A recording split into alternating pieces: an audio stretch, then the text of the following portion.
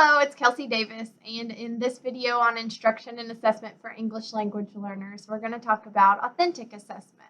Oftentimes, ELLs do poorly on conventional standardized assessments due to several factors. The test may be culturally biased, or their English language proficiency level may prevent them from showing their true content knowledge due to the language demands of the test. So authentic assessments are more engaging and help provide a more accurate picture to the classroom teacher and to other stakeholders on what an English language learner can actually do. In this video, I'm going to share a personal example from my third grade classroom on how we're using authentic assessment to show student progress and growth towards meeting some of the reading informational standards.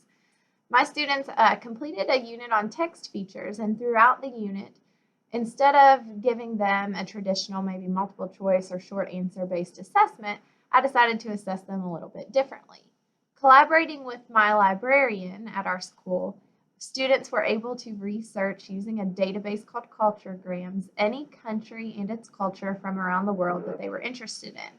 Not only was this really engaging for the students because it incorporated technology, it also helped make my instruction more culturally responsive because students learned about countries all around the world, and my ELLs were able to research the country that maybe they had moved to America from or their parents were from. And so I had students researching Taiwan, Guatemala, Mexico, among other countries. They were really excited to conduct the research, and through this we were able to embed many of the reading informational standards along with the writing standards. Ultimately, students produced a piece of writing which we took through the writing process, developing a rubric together on what the expectations were as far as the 6 traits of writing go. So my students and I looked at some different mentor texts and pulled things that we thought made writing really strong. We also looked at things that weren't so good or kind of made writing weak, and we used those to work together to create a rubric which students would be assessed on at the end of the unit.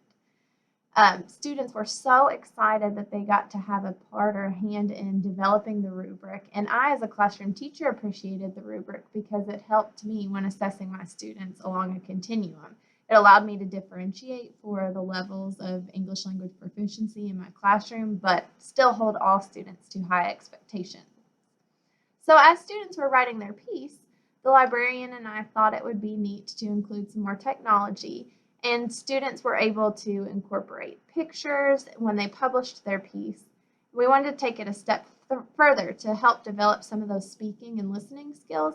And so students were able to record themselves sharing part of their piece or the favorite facts that they had learned through their research using a recording service online. It's free. It's called Vocaroo. And my librarian used the Vocaroo recordings to create QR codes. And in our library right now, we have a really neat display. It's a world map, and there are little push pins all over the map, and students' reports kind of are connected to the country that they researched and then wrote on. And there's also a scannable QR code that their peers or younger students, older students, parents visiting, families, anybody is able to scan with an iPad or a smartphone. And when the QR code is scanned, it takes you to the audio recording where you actually get to hear a student's voice sharing some about the piece or about the country that they had researched. This is a form of authentic assessment because instead of using that conventional multiple choice test or short answer essay type test, I was able to assess my students in a way that was both engaging for them and still held all students to high expectations for those Common Core state standards. I would like for you to consider using authentic assessment in your classroom because it is truly what's best for our English language learners.